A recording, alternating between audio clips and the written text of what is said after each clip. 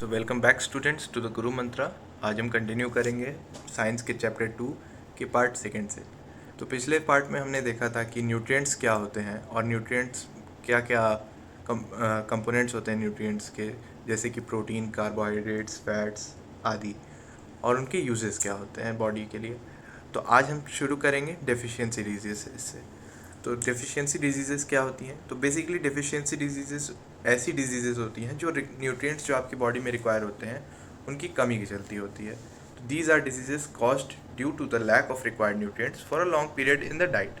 तो जब आपकी बॉडी में आपके रिक्वायर्ड न्यूट्रिएंट्स नहीं मिल पाते हैं आपको फूड से आपके, तो आपको डेफिशिएंसी डिजीज़ेस होती हैं।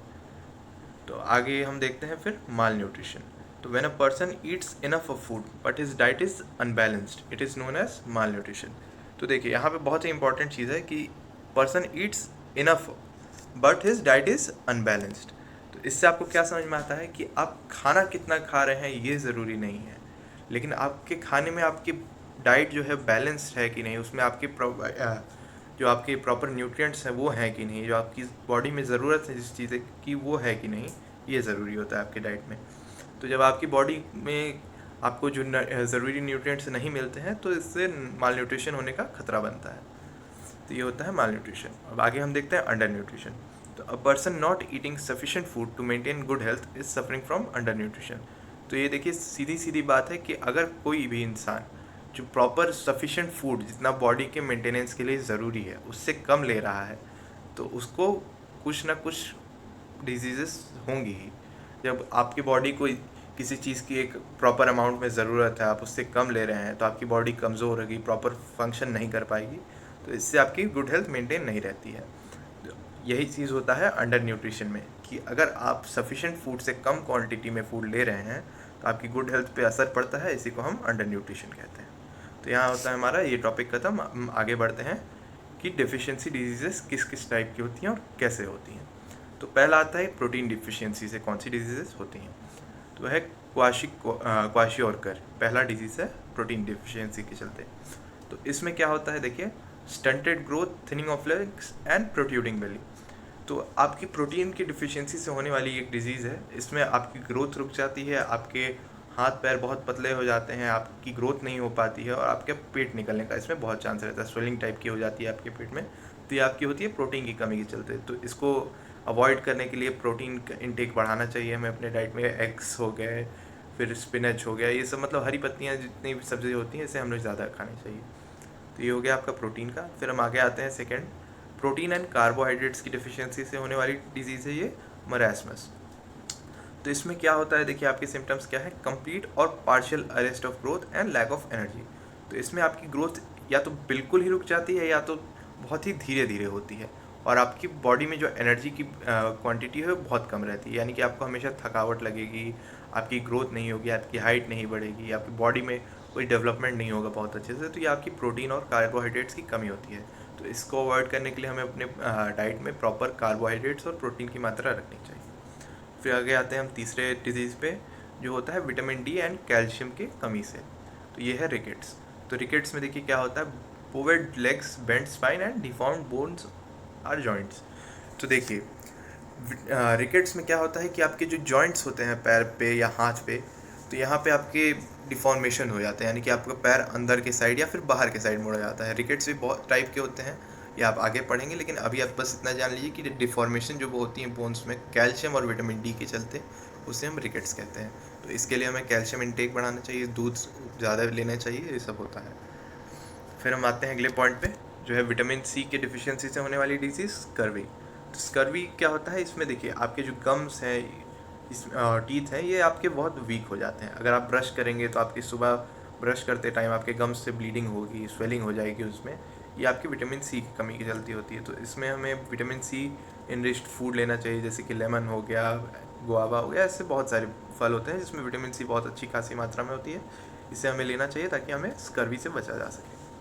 फिर आगे आते हैं हम आयोडीन डेफिशिएंसी डिजीज़, जो है कि गोइटर। तो enlargement of thyroid gland and retarded growth. तो देखिए आपके जो गला होता है इसमें आपको बहुत हार्ड सी सब्सटेंस एक छोटी सी फील होती होगी, इसे हम कहते हैं थायराइड ग्लैंड।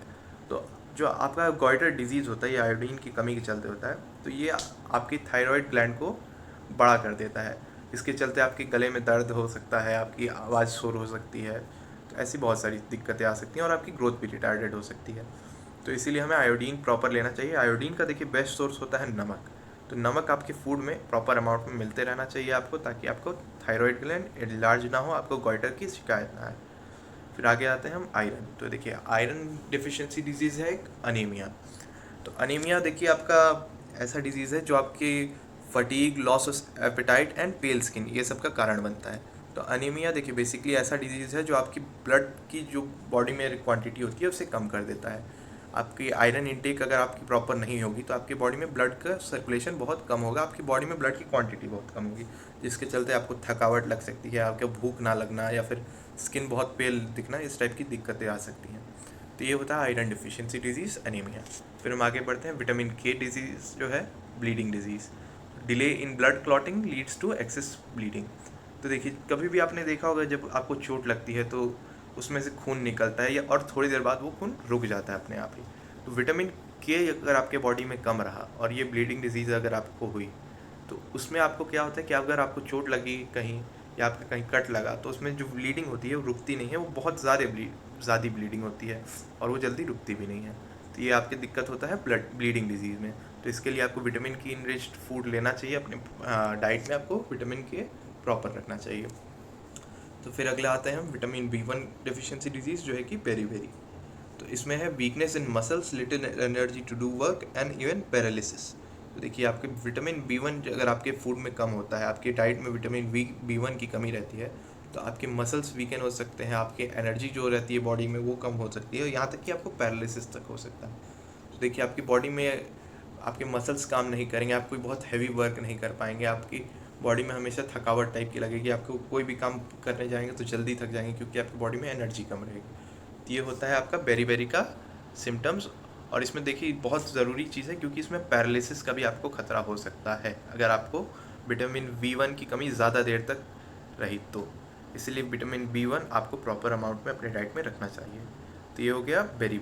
हम आगे आते हैं अपने लास्ट पॉइंट पे जो है नाइट ब्लाइंडनेस। तो नाइट ब्लाइंडनेस देखिए आपको कैसे होता है, अगर विटामिन ए की आपके खाने में कमी रहे तो आपको नाइट ब्लाइंडनेस का खतरा हो सकता है। और नाइट ब्लाइंडनेस के सिम्टम्स देखिए क्या है, नो विजन एट नाइट और इन डिम लाइट। तो इसका मतलब क्या है कि अगर शाम होते ही या अंधेरा होते ही या फिर कहीं भी अगर आपकी रोशनी कम रहेगी तो उसमें आपको विजन कम आपकी दिक्कत होगी, उसमें आपको देखने में दिक्कत होगी। तो ये होता है आपके विटामिन ए की कमी से आपके फूड में, इसलिए आपको विटामिन ए इनरिच्ड फूड लेना चाहिए ताकि आपको नाइट ब्लाइंडनेस से बचा जा सके। तो यहाँ ख़त्म होता है हमारे साइंस का सेकंड चैप्टर।